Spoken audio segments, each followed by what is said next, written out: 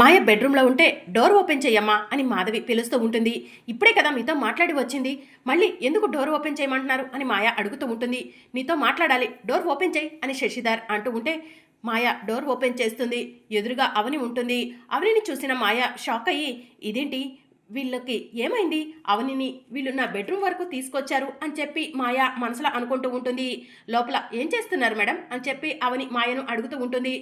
నా ఇంటికొచ్చి నా బెడ్రూమ్ దగ్గరకు వచ్చి ఏం చేస్తున్నానని అడుగుతున్నావు, నీకేమైనా పిచ్చా అని చెప్పి మాయ అడుగుతూ ఉంటుంది.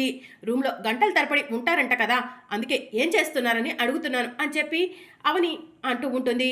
నా బెడ్రూమ్ నా ఇష్టం అని మాయ అంటూ ఉంటే లోపల ఏముంది అని అవని అడుగుతూ ఉంటుంది.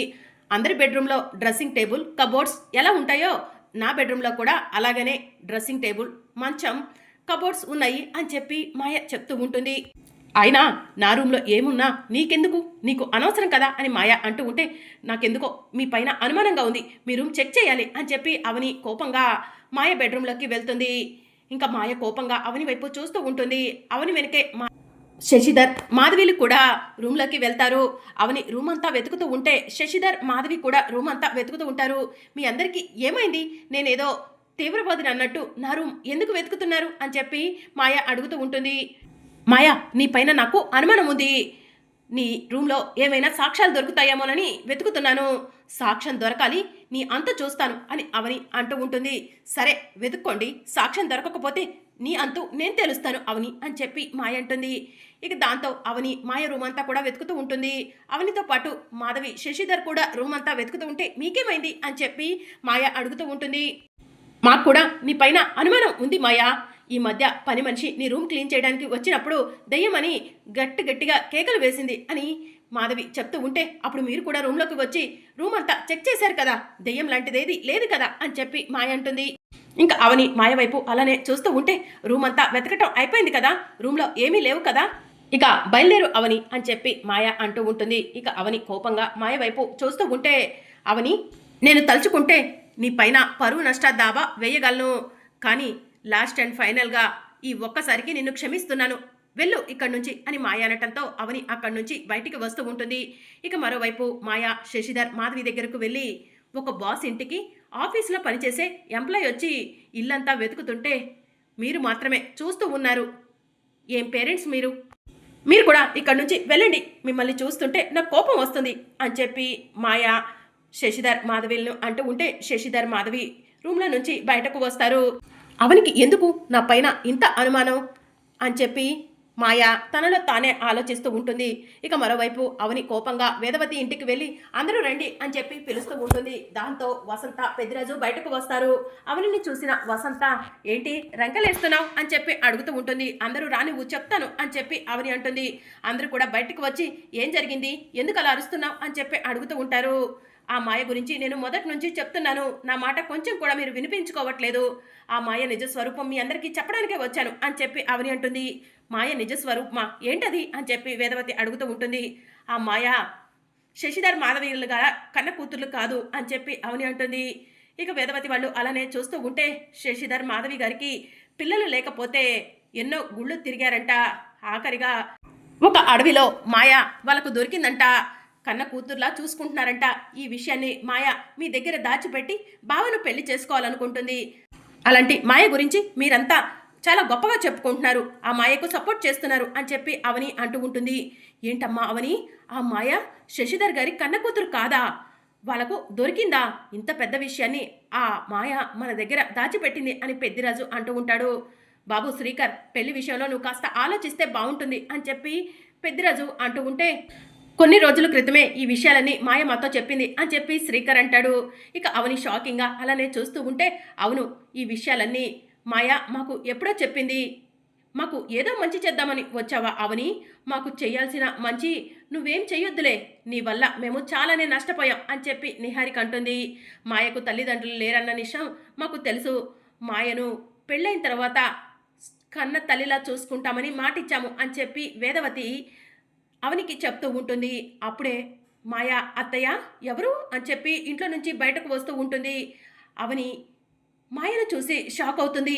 మాయ ఇంట్లో నుంచి వస్తుంది, ఎప్పుడొచ్చింది, నేను చూడలేదే అని పెద్దిరాజు అంటూ ఉంటాడు. నువ్వు చూడలేదేమో, మేము చూసాంలే అని చెప్పి కృష్ణబాబు అంటూ ఉంటాడు. ఏంటత్తయ్యా అవని ఏదో అంటుంది అని చెప్పి మాయ అడుగుతూ ఉంటుంది.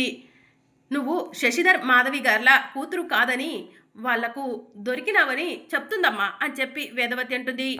ఏంటవని ఇంత పెద్ద నిజాన్ని నేను పెళ్లి చేసుకునే ఇంట్లో చెప్పకుండా ఎలా ఉంటాను అని చెప్పి మాయ అడుగుతూ ఉంటుంది. మాయ నువ్వు జిత్తులు మరి నక్కవని నాకు తెలుసు. నాకంటే ముందే ఈ ఇంటికి వచ్చేసావా? త్వరలోనే నీ నిజ స్వరూపం బయట పెడతాను. నిన్ను ఇప్పుడు దేవత అని నెత్తిన పెట్టుకుంటున్న వాళ్ళే నిన్ను అసహించుకునేలా చేస్తాను. చూస్తూ ఉండు, నీ బండారం బయటపడే రోజు దగ్గరలోనే ఉంది అని అవని మాయకు వార్నింగ్ ఇచ్చి అక్కడి నుంచి వెళ్ళిపోతూ ఉంటుంది.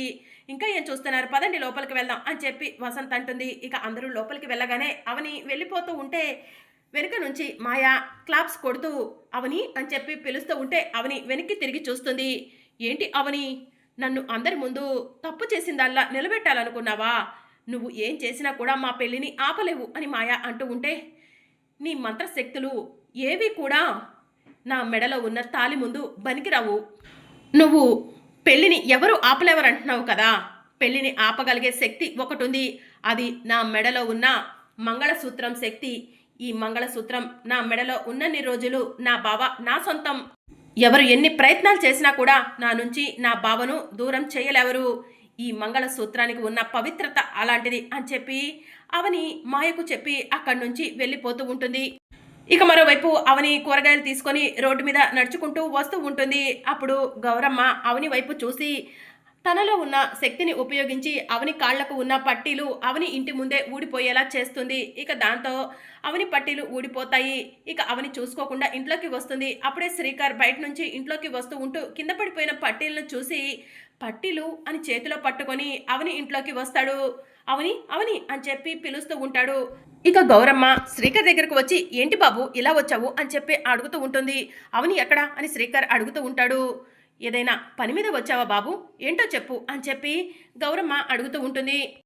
ఈ పట్టీలు నేను తనకి ఎంతో ప్రేమగా ఇచ్చాను, అలాంటి పట్టీలను రోడ్డు మీద విసిరేసింది, ఇదేమైనా కరెక్టా అని చెప్పి శ్రీకర్ గౌరమ్మను అడుగుతూ ఉంటాడు.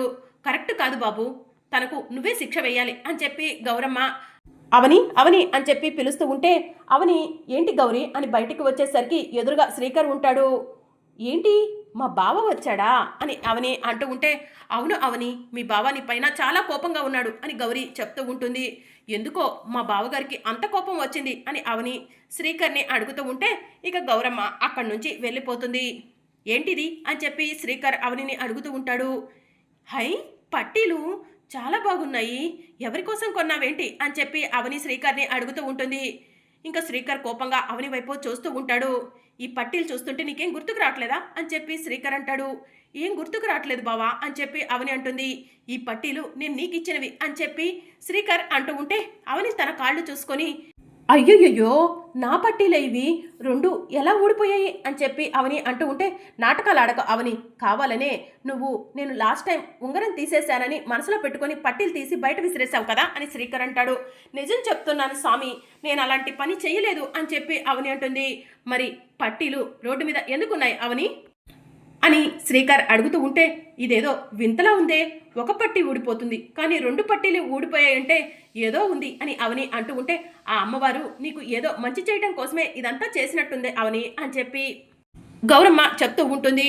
ఈ పట్టీలు నీకు నేను ఎలా ఇచ్చానో గుర్తుందా అని శ్రీకర్ అడుగుతూ ఉంటే గుర్తులేదు బావా అని చెప్పి అవని అంటుంది. గుర్తు చేస్తాను, నేనే దగ్గరుండి గుర్తు చేస్తాను రా అని చెప్పి శ్రీకర్ అవనిని తీసుకొని సోఫా దగ్గరకు వెళ్ళి సోఫాలో కూర్చోబెడతాడు. ఇక అవని శ్రీకర్ వైపు అలానే చూస్తూ ఉంటే అవని కాలు తీసుకొని శ్రీకర్ ఒడిలో పెట్టుకుంటూ ఉంటే బావా ఏం చేస్తున్నావు అని అవని అంటూ ఉంటే ఎక్స్ట్రాల్ చెయ్యకు అని చెప్పి శ్రీకర్ అంటాడు. ఇక అవని కాలు తన ఒడిలో పెట్టుకొని శ్రీకర్ అవని కళ్ళకు పట్టీలు తొడుగుతూ ఉంటాడు. ఇక అవని అది చూసి సంతోషపడుతూ ఉంటుంది.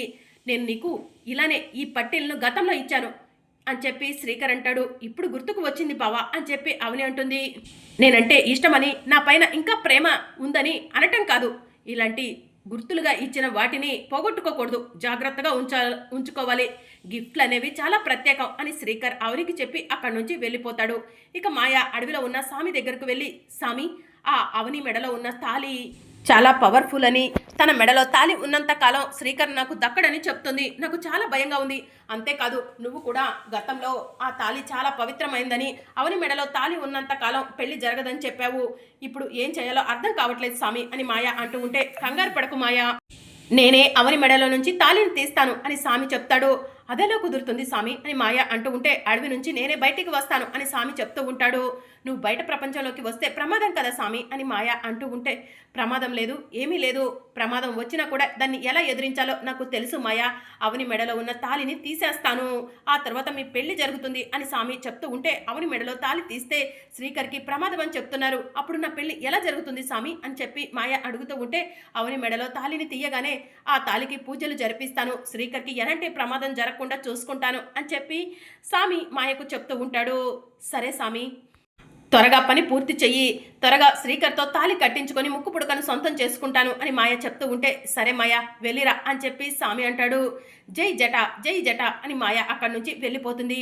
స్వామి, అవని మెడలో తాళి తీస్తే శ్రీకర్కి ప్రమాదమని గతంలో చాలాసార్లే విన్నాము. ఇప్పుడు తాళిని తీసి శ్రీకర్కి అనవసరంగా ప్రమాదం కొని తెచ్చి పెట్టినట్టు అవుతుందేమో అని అడవిలో ఉండే దొర అంటూ ఉంటే, ప్రమాదం వచ్చినా దాన్ని ఎలా సాల్వ్ చేసుకోవాలో నాకు తెలుసు అని స్వామి చెప్తూ ఉంటాడు. ఇక మరోవైపు అవని ఒంటరిగా కూర్చొని ఆలోచిస్తూ ఉంటే, గౌరీ, అర్చన, సుజాత అవని దగ్గరికి వస్తూ ఉంటారు. మరి అప్కమింగ్ ఎపిసోడ్లో ఏం జరగనుందో తెలుసుకోవాలనుకుంటున్నారా? అయితే ఛానల్ను సబ్స్క్రైబ్ చేసుకోండి.